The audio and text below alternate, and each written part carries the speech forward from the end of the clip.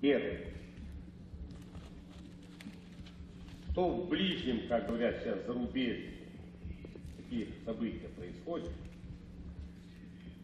Молдова, Грузия, Осетия, Армения, Азербайджан и так далее. Главный наш принцип – мы за целостность государства. У России может быть самая сложная обстановка – 20 республик.